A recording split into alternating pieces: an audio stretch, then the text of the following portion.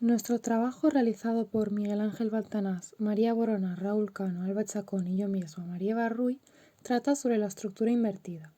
Primero haremos una breve introducción así como una breve explicación de los métodos usuales. A continuación nombraremos y explicaremos su origen en la literatura o el cine, entre otros. Luego expondremos el análisis de las dos películas, que son Irreversible y Memento, con el objetivo de compararlas posteriormente. Y, finalmente, dichas películas serán comparadas con otros textos como pueden ser Viaje a la Semilla o Funes el Memorioso. La estructura invertida se trata de una técnica narrativa no lineal o disruptiva. Esto quiere decir que los acontecimientos de la historia no son representados siguiendo el orden cronológico tradicional de inicio, desarrollo y conclusión. Esta técnica consiste de manera breve en reproducir los acontecimientos desde el final, hablando desde una perspectiva temporal tradicional, hasta el principio, es decir, de manera inversa o invertida al orden cronológico. Dentro de la estructura invertida se suele utilizar dos métodos principales. O bien se realizan diversos saltos hacia atrás en diferentes ocasiones para contar la historia, como bien puede ser, se presencia una escena, se realiza un salto hacia atrás, otra escena dentro de ese pasado y esa escena da lugar a otra escena dentro del pasado. O bien se produce un solo salto al inicio del relato, de forma que toda la historia consiste en un gran flashback. El origen de la estructura invertida es incierto, sin embargo, cabe remarcar cómo se emplea desde hace siglos, siendo por tanto una técnica narrativa muy antigua. Asimismo, cabe destacar que su apogeo ocurrirá durante la modernidad. Una de las primeras manifestaciones de la estructura invertida en la literatura tiene lugar en la Eneida, de Virgilio, escrita en el siglo I a.C., puesto que no se cuentan los sucesos desde el principio, de modo que es necesario volver hacia atrás para referirse a la génesis de la aventura. Esto sucede concretamente en el segundo y tercer libro, donde se emplea la técnica del flashback con el objetivo de que el personaje principal descargue al poeta épico de su labor como narrador, tomando él la palabra y contando a los otros personajes las acciones que preceden a la circunstancia de su encuentro. Por otro lado, una de las primeras manifestaciones en el teatro será con el musical Merrily We Roll Along.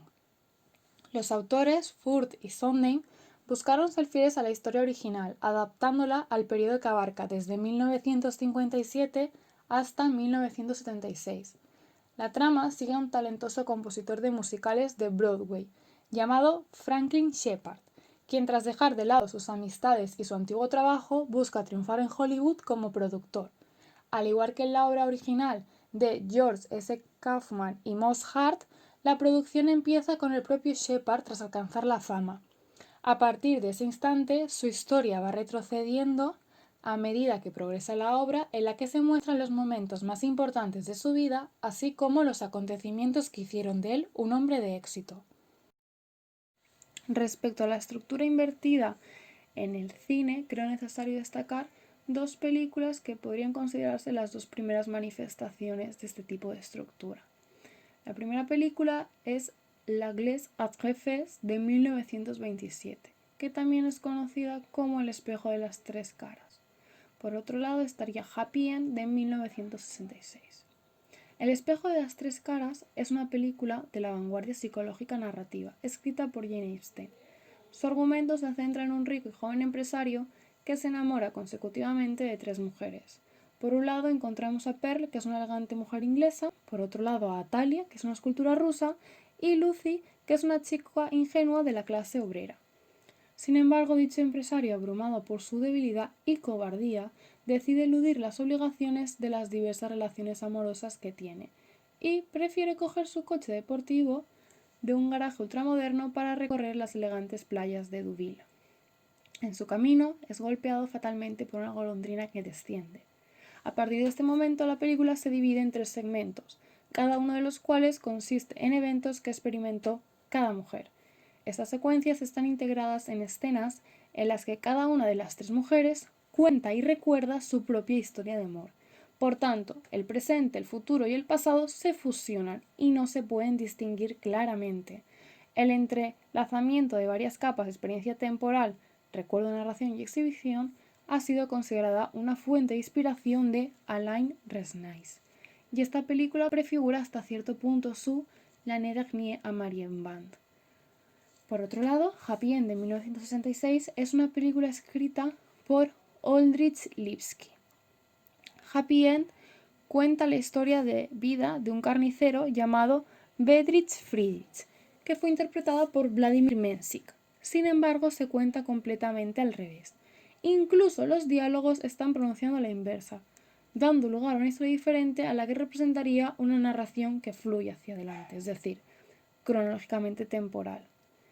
La historia en sí es simple. Deja a una primera novia para casarse con otra mujer, quien tiempo después le termina siendo infiel. Esto lleva al protagonista a la locura, que por venganza decide asesinarla, así como a su amante, lo que lo lleva a ser condenado a muerte.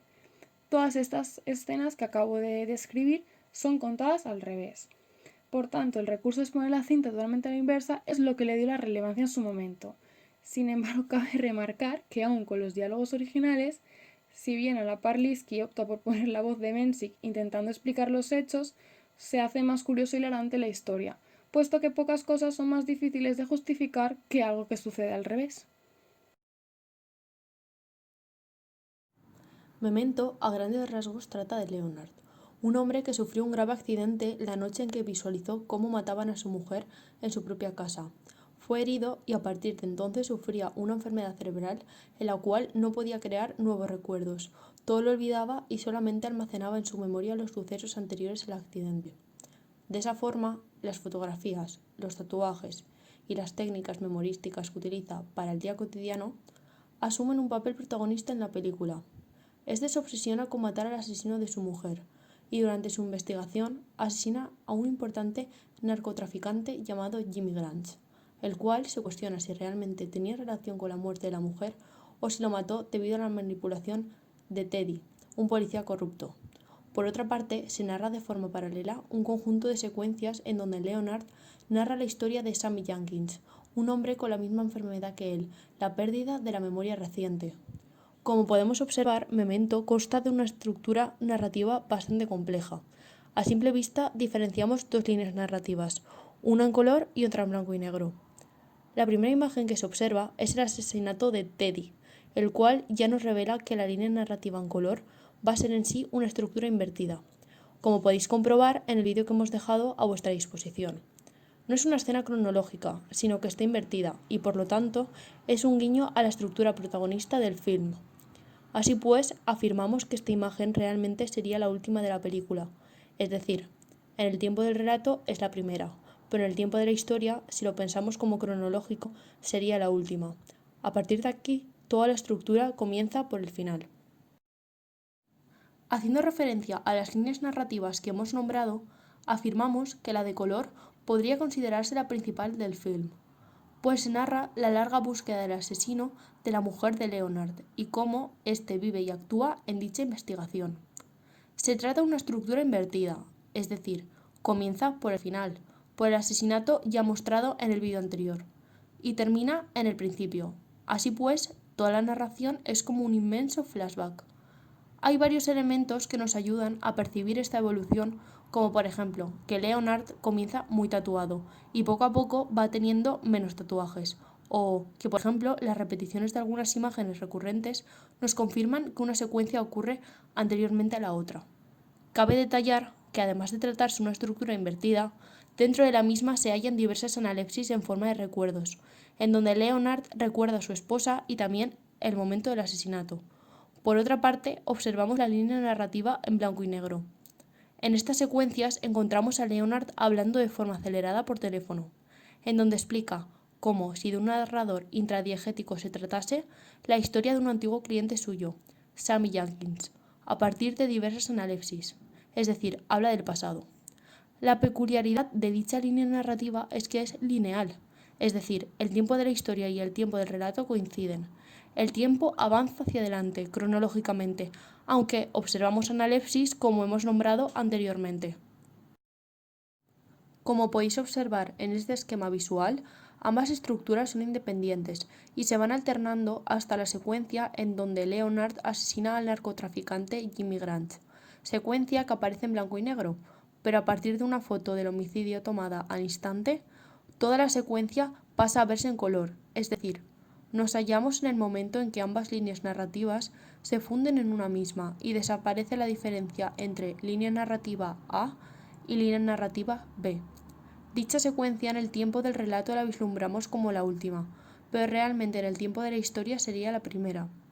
Es interesante la importancia de las fotografías en la película, no solo como técnicas mnemotécnicas, sino que ocupan un lugar crucial en determinados puntos de la película, como es el momento de fusión entre ambas líneas narrativas, el cual se hace a partir de este objeto determinado. A partir del análisis deberíamos preguntarnos, ¿qué se consigue con esta estructura? Gracias a la disposición temporal a la que el productor opta, se llega a crear una complejidad narrativa a partir de un argumento muy simple. Es decir, el hecho de elegir dos líneas narrativas en las cuales una es cronológica y la otra inversa dificulta la comprensión para el espectador, pues tiene que prestar gran atención, y es usual que se necesite analizar la estructura para acabar de entender la película a la perfección. La primera de ellas, la línea en color, está narrada a partir de la percepción de Leonard, es decir, observamos el mundo a través de su percepción, como si fuéramos el propio protagonista, tratándose, pues, de una focalización narrativa interna. Es gracias a dicha estructura temporal que esta característica se remarca y llegamos a meternos en la piel del personaje, ya que la estructura nos confunde, al igual que a Leonard le confunden algunas pistas. Esa es también duda de los personajes, y nosotros, gracias a la disposición temporal, también lo hacemos. Una de las finalidades de Christopher Nolan es, por lo tanto, hacernos sentir como Leonard. Sin embargo, la línea en blanco y negro relata una historia de una forma más neutra, exponiéndonos la historia de Sammy Jenkins, y aquí el espectador tiene bastante claros los acontecimientos, pues no hay forma de perderse. El hecho de alternar ambas estructuras consigue crear un final ambiguo y un tal difuso, pues el espectador se llega a plantear si realmente la historia en blanco y negro es la propia biografía de Leonard, es decir, que él mismo es Sammy Jenkins, y que realmente no hay ningún asesino, porque su mujer murió de sobredosis de insulina, como la supuesta mujer de Sammy, que si lo entendiéramos de esta forma sería la suya. También se puede pensar que ya se hizo justicia en su momento, y que simplemente Leonard está buscando a alguien que ya ha matado. Es decir, la disposición del relato intenta confundir al espectador, de manera que éste cree diferentes hipótesis del desenlace. La estructura en su conjunto crea una sensación de movimiento y de desorden continuo. En ciertos momentos nos produce la misma angustia que al personaje, y ni nosotros mismos somos capaces de darle un sentido a lo que está pasando. Aún así, la disposición de los hechos no es nada arbitraria, sino que podríamos perfectamente ordenarla cronológicamente, pero entonces el fin de la película no se cumpliría. Para analizar la película Irreversible, vamos a servirnos de la división que hace Eczebetan Todorov en las categorías del relato literario. En primer lugar está el tiempo, que es la relación entre la diégesis y el relato, que en el caso de esta película es inverso, es decir, el relato comienza por el final de la historia. En segundo lugar está el aspecto. El espectador en la película percibe al principio del relato el fin. Además, en cuanto a los movimientos de la cámara, el relato comienza siendo triste, enérgico, oscuro e intranquilo, mientras que el final del relato y principio de la historia es mucho más feliz y tierno, así se percibe desde una visión estable que transmite sosiego. Por esta razón, al principio la obra es dura de digerir y el final es bastante más agradable. Finalmente está el modo. Se narran los hechos tal y como son, es decir, en un presente constante. Únicamente que el narrador tiene más de un nivel, por tanto es intradiegético. Y ha de resaltarse que es heterodiegético, es decir, varía la perspectiva del narrador en función de los personajes que aparecen en escena, por tanto no es autodiegético. En resumen, el narrador es simplemente un mero espectador porque la relación entre el tiempo y la diégesis es una sucesión de analepsis.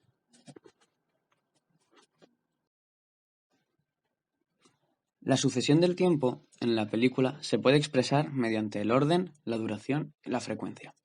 En primer lugar, tenemos el orden. Este se basa en analepsis internas porque la obra en sí es una anacronía. Vamos a diferenciar dos puntos de referencia. En primer lugar, la aparición en el relato, que simbolizaremos por orden alfabético, y en segundo lugar, la aparición respecto a la diégesis, en números, que es el orden real. Si la película tiene 23 escenas, por poner algún ejemplo, sería A23, B22, C21, D20, etc. La obra es una sucesión de analepsis internas homodiegéticas, completivas ya que llena el vacío dejado por el relato, completas y con una paralepsis ya que omite el elemento constitutivo de la situación, que en este caso sería la violación principalmente. En cuanto a la duración, se produce una anisocronía, esto es que el tiempo del relato y el tiempo de la narración no coinciden. Por ello, a medida que avanza la película, la perspectiva del espectador varía, la cual cosa nos produce vacíos. El más claro es el principio del relato, en el cual no sabemos cómo se ha llegado a ese punto hasta que la obra no avanza y cambia de perspectiva. Asimismo, cabe resaltar que el propio contenido de la obra es una elipsis que se va descubriendo a poco, y por tanto, al final de la película pierde su carácter elíptico. En mi opinión, sucede una elipsis de tipo estructural objetiva que muere conforme avanza la obra. En cuanto a la frecuencia, es decir, la repetición, cabe resaltar que la obra cuenta una vez aquello que sucedió una vez. No obstante, el mensaje de la peli es, al fin y al cabo, contar una vez lo que puede suceder n veces. Esta cuenta la historia de una pareja heterosexual en la que la mujer que la integra sufre una violación. Esto es una historia que sucede una vez, pero que puede suceder en cualquier momento. Además, ha de resaltarse que la determinación y extensión de los límites cronológicos está marcada. Tras haber comentado de forma individual las dos películas, vamos a comenzar con una comparación de ciertos aspectos entre ambas. Estos aspectos van a ser el aspecto estructural y el aspecto temático. Para poder llevar a cabo esta comparación vamos a tomar algunos elementos comunes y de ahí partiremos para poder apreciar las diferencias. Empezando por el aspecto estructural, vemos que ambas películas siguen un esquema narrativo similar, pues ambas siguen la estructura invertida. Es decir, nos presentan la historia desde la escena final y van mostrándonos el resto de escenas en orden inverso para que veamos cómo cada personaje ha llegado al punto en el que nos hemos encontrado previamente. Sin embargo, aquí hay una de las diferencias cruciales entre las dos películas. Irreversible sigue la estructura invertida durante toda la película, mostrándonos toda la historia en orden inverso, mientras que Memento alterna dos líneas cronológicas. Una de ellas está en blanco y negro y es la que nos muestra la primera escena si el tiempo del relato correspondiera con el tiempo de la historia. Y la otra línea cronológica, que está en color, es la que sigue el orden inverso, pues comienza con una de las últimas escenas que nos encontramos en el tiempo de la historia. Al final, ambas líneas se cruzan y la narración empieza a seguir un orden cronológico lineal hasta que nos encontramos con la primera escena que hemos visto al inicio de la cinta. Una vez hemos comparado el aspecto estructural, podemos pasar a hablar del aspecto temático. Una de las grandes similitudes entre las dos cintas es la narración de una historia de venganza, aunque lo hagan de forma distinta. Por un lado, en Memento encontramos que se nos trata este tema de forma muy clara. Desde un principio, el protagonista, que es Leonard, nos expone que está buscando venganza. ¿Y por qué? Sin embargo, en Irreversible no se trata de forma tan clara. En un principio todo es muy caótico y no sabemos lo que está pasando. Vemos que hay mucha violencia, pero no sabemos por qué. No es hasta la mitad de la cinta que vemos la violación de Alex y vemos la poca acción policial que podemos saber por qué se están vengando. Aunque de forma sutil, con conversaciones entre Marcus y Pierre, podemos entender este tema. Otro elemento común que encontramos es la investigación y seguimiento de las pistas para completar la venganza, aunque investigan de forma distinta. En Irreversible, la venganza surge inmediatamente después a la violación. La venganza está motivada únicamente por la emoción de rabia. De hecho, es muy posible que ni siquiera lo hubieran llevado a cabo si hubiera pasado más tiempo y hubieran podido pensar. Por esto, la forma de seguir las pistas es muy caótica. Se van moviendo sobre la marcha. Pero en Memento, la acción de vengarse se ha racionalizado.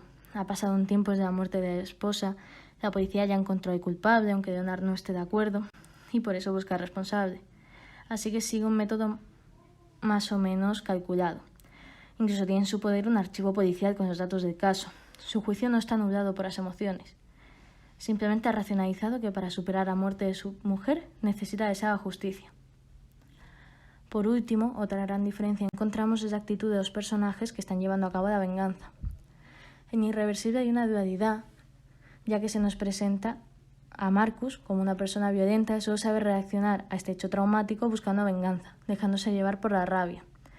Mientras que Pierre, a quien muestra más racional, quiere olvidarse de buscar al culpable para poder ayudar a Alex a recuperarse. Mientras que en Memento no está esta dualidad. Leonard no está movido por los sentimientos, sino que lo ha racionalizado todo. Lo que está haciendo, su venganza, es correcta. Simplemente es un elemento más para poner fin al duelo. Incluso otros personajes que salen y que ayudan, aunque tengan razones egoístas, como son Teddy o Natalie, no ven mal que esté llevando a cabo la venganza. Con la llegada de la modernidad, se empezaron a emplear nuevas técnicas narrativas con tal de experimentar y alcanzar nuevos estados de realidad. La estructura invertida del tiempo es una de las técnicas de las que se han servido los autores para poder explicar de manera diferente y subjetiva un acontecimiento o una serie de acciones. Por ejemplo, la producción literaria del boom hispanoamericano contiene cuentos, segmentos de novelas e incluso poemas que responden a la estructura temporal invertida. Esta diversidad de formas de narración en el boom tiene que ver con la necesidad de experimentación e introspección del sujeto. El sujeto y su percepción están estrechamente vinculados a la percepción del espacio y del tiempo, como se puede comprobar en la película Memento, por ejemplo.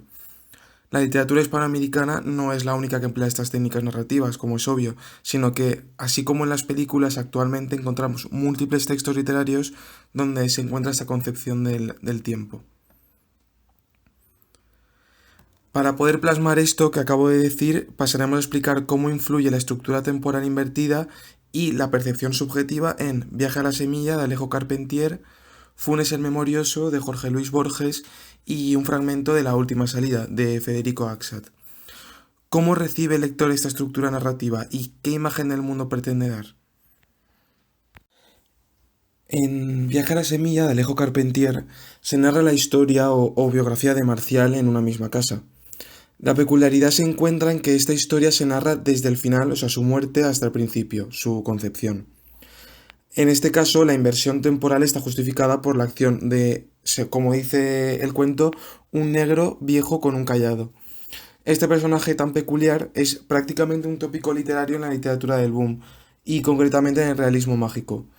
Mediante la asunción del esencialismo y la mitología de lo nativo hispanoamericano y la actualidad de las nuevas formas narrativas, como es en este caso la estructura temporal invertida, el realismo mágico consigue transmitir al lector una realidad distinta o al menos percibida desde un lugar distinto. La figura del negro autóctono como único modificador de la estructura narrativa y no el narrador en sí, hace que se perciba a esta figura como un ser que limita con la diégesis del cuento, es decir, que dialoga intermedia entre el significado y la forma de la obra. El espacio donde transcurren los hechos guarda una estrecha relación con esta visión del tiempo no lineal. La casa, o sea, el hogar, la vivienda familiar, ha sido un elemento recurrente en cualquier obra, sobre todo narrativa, del realismo mágico. En este tipo de novelas, la casa va siendo transformada por los personajes a medida que el interior de estos también cambia. La casa al final es el reflejo físico del alma de los personajes y de las familias. En este caso, la casa no está subordinada al argumento y a sus personajes, sino al tiempo. El relato empieza con la destrucción de la casa llevada a cabo por unos negros obreros. O sea que, como se puede ver, el espacio y el tiempo de la obra están creados dentro de la misma por figuras autóctonas. La casa irá sufriendo a lo largo del relato una serie de transformaciones por culpa de la inversión temporal. Estas transformaciones serán las culpables de que el lector pueda percibir una nueva estructura temporal distinta a la lineal. Desde luego, la forma en la que se percibe la inversión temporal en el cuento es bastante peculiar, porque el autor consigue que las estructuras sintácticas no se vean dañadas por esta inversión temporal, es decir, aunque la estructura temporal no se adecúe con la realidad, las estructuras lingüísticas empleadas pueden ser perfectamente entendidas tanto progresiva como regresivamente. Por ejemplo, en el tercer capítulo empieza con «Los cirios crecieron lentamente, perdiendo sudores. Cuando recobraron su tamaño, los apagó la monja apartando una lumbre». Bueno, pues si atendemos a los hechos que se describen, es obvio que el tiempo es regresivo. Sin embargo, la estructura sintáctica y semántica empleada es la que comúnmente se utiliza en la realidad, es decir, progresiva. Por ejemplo, Si tuviésemos que plasmar este relato en una película, no bastaría con hacerla de forma lineal e invertirla dándole al botón del mando de retroceso, sino que deberíamos grabar a los personajes actuando de forma lineal, andar hacia adelante, hablar normal, pero efectuando acciones que manifiestan una inversión temporal, como retirar la lumbre de una vela, como es en este caso. Este fenómeno también se advierte en las películas de Memento e Irreversible. Bueno, pues a raíz de esto, y como se puede ver en la diapositiva, la estructura narrativa de Memento y de Viaje a las Semillas son similares. Ambas tienen partes donde se va hacia adelante, el capítulo 1 y 13 de Viaje a la Semilla y secuencias en blanco y negro en Memento concretamente, partes donde se va hacia atrás, el resto de capítulos de Viaje a la Semilla, como es obvio, y las secuencias a color en Memento, y finalmente un punto medio, capítulo 6 de Viaje a la Semilla, y en Memento sería la fusión de las secuencias a color y en blanco y negro de la trama. En este relato, Funes el Memorioso de Jorge Luis Borges, no vamos a encontrar una estructura temporal invertida. Sin embargo, se narra algo fundamental para entender el uso de otras temporalidades distintas a la lineal. En este cuento se pone de manifiesto la gran diferencia entre el tiempo cronológico y el tiempo fenomenológico, que es uno de los grandes temas de la filosofía moderna, o sea, el tiempo subjetivo, el tiempo que experimentamos mentalmente, vaya. El narrador del relato es homodiegético y este se estructura en base a una analepsis que abarca la totalidad del relato y que se manifiesta mediante el verbo recordar. El recuerdo, la memoria, el tiempo pasado experimentado desde la mente y no la realidad es el eje temático del cuento. El narrador recuerda a alguien, Funes, el protagonista, que lo recuerda absolutamente todo. Durante el discurso, este narrador se toma la licencia de creer recordar, omitir cierta información o no poder transmitir literalmente diálogos pasados porque, bueno, así funciona la memoria, no es precisa. Aunque sí que es verdad que es curioso cómo el narrador conoce hasta el más mínimo detalle de ciertos hechos. Así que el olvido caracteriza a cualquier persona excepto a Funes. El narrador describe la tortura que supone para Funes recordarlo todo. Dice: más recuerdos tengo yo solo que los que habrán tenido todos los hombres desde que el mundo es mundo.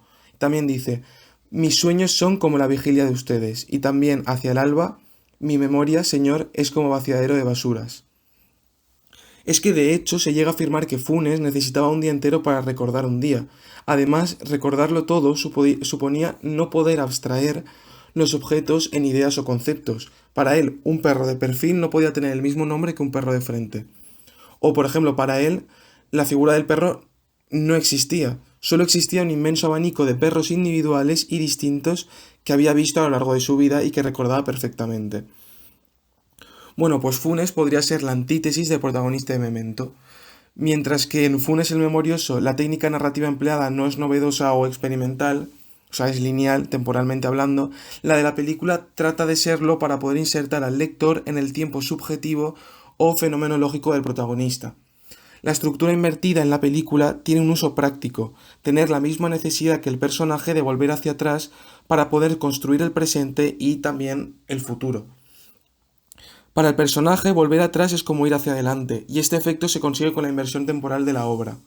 Su objetivo final se halla en el principio de los hechos. En cambio, en Irreversible, aunque no se trate de reproducir el tiempo subjetivo de alguien, sí que se enseña la peculiaridad de una violación o de un caso de una investigación. La reconstrucción de los hechos es necesaria para avanzar, pero ¿avanzar hacia dónde? Esa es la cosa. Nada, ni siquiera la reconstrucción de los hechos va a cambiar que la mujer haya sido brutalmente violada. Es algo irreversible, como el propio nombre de la película indica. Sin embargo, sí que invertimos la consecución de los hechos para poder reconstruir la historia. Lo único que no se puede reconstruir en una investigación por violación, en este caso, es la propia violación. Otra vez, la inversión temporal nos permite concebir el tiempo subjetivo de la investigación, o en este caso, del hombre que está investigando y reconstruyendo los hechos a la vez. Como último texto, que vamos a comparar, en este caso con Memento, encontramos La última salida, de Federico Axat. El libro no sigue la estructura invertida, como si encontramos en Memento, pero ambos productos comparten como eje narrativo el juego con el tiempo y el problema de la memoria, que son los aspectos en los que nos vamos a centrar. Vamos a empezar hablando del uso del tiempo. ya que en ambos productos tiene una gran importancia para la trama. En la película encontramos dos líneas cronológicas que se van entremezclando. Una en blanco y negro, que es anterior al resto y que nos ayuda a comprender las otras escenas, ya que nos explica elementos necesarios para la trama, y otra en color, la que vemos los acontecimientos posteriores. Algo parecido estructuralmente encontramos en la novela de la cuarta parte. Anteriormente se ha presentado que los problemas de memoria del protagonista, Ted McKay, se relacionan con hechos de 1993 y 1994. Akshat interrumpe la narración, un último ejercicio de la psiquiatra para que Ted recupere su memoria, para, con una analepsis, contarnos lo que pasó en el año 1993 y lo que pasó en 1994. Pero al entrar en este segundo año empieza a intercalar con escenas del presente. Así, tanto en la peli como en la novela tenemos dos líneas cronológicas, una anterior de vital importancia para la trama, que nos explica lo que está ocurriendo en el presente, y una actual, en la que se intercalan las otras escenas y que nos permite continuar con la narración. Una vez hemos hablado del asunto del tiempo, podemos hablar del problema de la memoria. Vemos que, como en el punto anterior, encontramos una importancia crucial para la trama, tanto en la película como en la novela. Además, en ambos casos aparece tras una experiencia traumática. El Memento aparece después de que tenga lugar el crimen contra la mujer, y en la última salida tiene lugar después de que el protagonista dé una paliza a su mejor amigo de la universidad, mandándolo a un coma. Además, encontramos como una diferencia importante cómo se nos presenta este problema. En Memento, desde un principio, el protagonista nos explica que no puede crear recuerdos nuevos. Sin embargo, en la última salida se nos presenta el problema de la memoria de forma distinta en dos ocasiones. En la segunda parte, que es cuando se trata por primera vez, el personaje recuerda cosas que no debería recordar, ya que nos encontramos con los mismos hechos que suceden en la primera parte. El personaje siente que ya los ha vivido y puede reaccionar a ellos aprovechando esta memoria. Sin embargo, en la segunda parte, que es donde encontramos la similitud con Memento, vemos que en realidad el personaje ha perdido su memoria tras ese hecho traumático y que todos los recuerdos que hemos visto en realidad son producto de su imaginación. No son recuerdos reales, son parte de la fantasía que él ha creado para poder superar ese hecho. Por último, me gustaría comentar, aunque no lo haya mencionado anteriormente, un elemento de similitud que me parece de crucial importancia, como es la recepción del espectador en el caso de Memento o del lector en el caso de la última salida. Lo primero que encontramos es un sentimiento de confusión, ya que ninguno de los dos protagonistas, ni en la peli ni en la novela, recuerdan verdaderamente lo que ha pasado. Entonces, al seguir su perspectiva, nosotros no entendemos bien lo que está pasando ni por qué. Además, como espectadores, podemos sentirnos engañados al darnos cuenta de que la trama que hemos visto no es una trama real, sino que está alterado. En el caso de Memento, porque al final, en un monólogo interior, el protagonista nos descubre que ha seguido una serie de pistas falsas para poder matar a Teddy. Y en el caso de la última salida, cuando descubrimos en la tercera parte que todos los recuerdos que hemos visto hasta el momento son recuerdos falsos.